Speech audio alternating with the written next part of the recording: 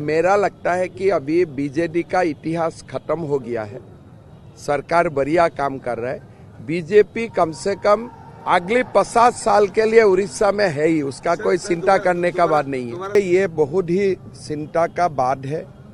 जो भी बांग्लादेश में हो रहा है, ये एक प्रकार से जितना बार भी आप निंदा करें कम है।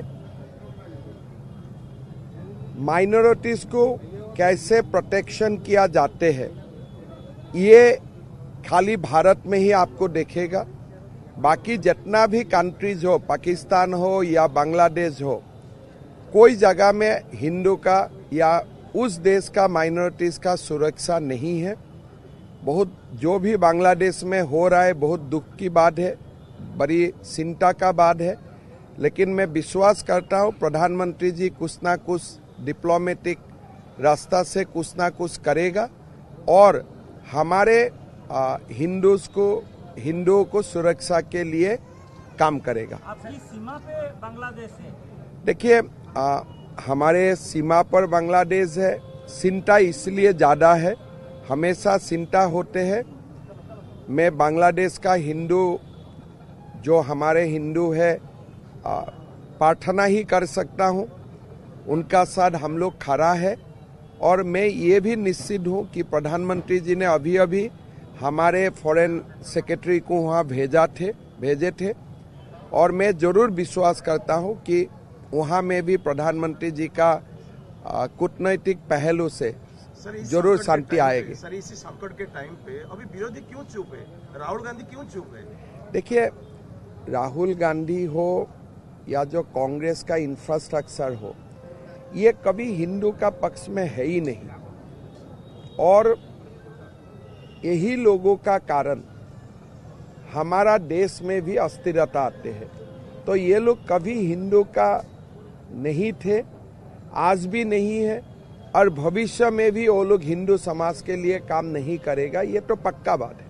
सर, दूसरी बात है वन नेशन वन इलेक्शन, ये सर कब आ रहा है और कैसा? देखिए, ये आना चाहिए। जैसे आप उड़ीसा में देखिए, एक साथ चुनाव हुए और आपको बार बार चुनाव में जाना नहीं है, लेकिन हमारा प्रदेश में वन नेशन वन इलेक्शन नहीं है। अभी हमने लोकसभा चुनाव किए, दोबारा अभी विधानसभा चुनाव करना पड़ता है और जो साल भी आप लोकसभा या विधानसभा चुनाव करते हैं, लगभग पूरा साल में कुछ डेवलपमेंट का काम नहीं होते हैं। तो इसीलिए प्रधानमंत्री जी चाहते हैं वन नेशन वन इलेक्शन हो। हम लोग इसको पूरा समर्थन करता हूं और मेरा मानना है कि ये भी जो अमेंडमेंट है, कॉन्स्टिट्यूशनल अमेंडमेंट है, प्रधानमंत्री जी इसको भी स्वीकृत करवा ही ले। 2027 में होगा आपका तो अभी? देखिए, हमारे तो चुनाव जैसे 2026 में है। अगर कोविंद जी का जो रिपोर्ट है, वो रिपोर्ट अगर स्वीकृति मिल जाते हैं तो 2029 में हमारा चुनाव दोबारा होगा। जैसे सरकार खाली 3 साल के लिए बनेगा, फिर 5 साल के लिए बनेगा। लेकिन ये जो अमेंडमेंट है, इसको पास करवाना पड़ेगा लोकसभा राज्यसभा में विथ 2/3 मेजोरिटी। तो प्रधानमंत्री जी करेगा जरूर।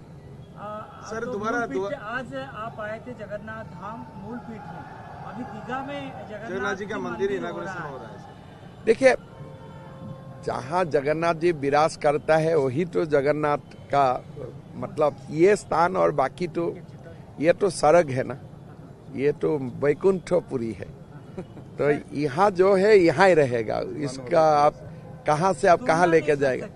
कहाँ, ये तो भगवान खुद यहाँ विराजमान है। ये वैकुंठपुरी है। भगवान जगन्नाथ, बलराम, सुभद्रा, ये स्वयं विराजमान है। ये मैं असम में जगन्नाथ मंदिर बना सकता हूँ, बहुत बनाता है, लेकिन वो जगन्नाथ मंदिर हम प्रेरित होके बनाता हूँ, लेकिन जगन्नाथ मंदिर तो खुद नहीं जा सकता है ना। ये तो भगवान ने खुद यहाँ आके बैठा हुआ है। सर, लौटता हूँ एक क्वेश्चन के लिए। बांग्लादेशी घुसपैठी दिन पे दिन बढ़ता जा रहा है सर। देखिए, अभी क्या करना चाहिए? देखिए, हमारे असम और त्रिपुरा से जो भी घुसपैठी आते हैं, हम लोग हर दिन पकड़ता हूँ। आप लोग सुबह सुबह मेरा फेसबुक देखिए, ट्वीट देखिए, 6, 7, 10 को हम लोग हर दिन पकड़ता हूँ। BSF पकड़ते हैं, लेकिन बंगाल में अभी भी इतना, सर उड़ीसा में भी, बंगाल में जब तक रुका नहीं जाएगा तब तक देश में फैलाते जाएगा। तो यहाँ से ही नहीं, मेरा तो लगता है कि देश में एनआरसी टाइप का डॉक्यूमेंट बनना चाहिए। कैसे बने कब बने अलग बात है। एक बार एनआरसी टाइप का डॉक्यूमेंट बन जाने से, जैसे कल हमने असम में निर्णय लिया कि असम में किसी को आधार कार्ड चाहिए तो उनका एनआरसी में नाम जरूरत होगा। अगर एनआरसी में नाम नहीं है तो आधार नहीं मिलेगा। तो कल हमने निर्णय लिया कि इसलिए असम में एनआरसी बना हुआ है। मैं चाहता हूं कि देश में एनआरसी हो, कोई आइडेंटिटी हो, ऐसा एक डॉक्यूमेंट बने जिससे कौन घुसपैठिया है और कौन भारतीय है इसका डिफरेंस हम लोग कर सकता हूं। जैसे कि सर पंजाब ठीक है, में हो या राजस्थान में जहाँ पे फिक्सिंग वगैरह किया गया है, पूरा बंगाल में, आसाम में, कहीं पे जहाँ पे भी देखिए फेंसिंग का आप कर सकते हैं, लेकिन असम और बंगाल में कोई सारे जगह पोराज है, मतलब नदी है, जिसका ऊपर फेंसिंग नहीं बन सकते हैं। लेकिन टेक्नोलॉजी से काम हो सकता है। असम और त्रिपुरा में भारत सरकार ने काफी टेक्नोलॉजी का इंट्रोड्यूस किया है। बंगाल सरकार का कोऑपरेशन कम है। अगर बंगाल सरकार भी कोऑपरेशन करते हैं तो हम लोग घुसपैठियों को रोक सकता हूँ।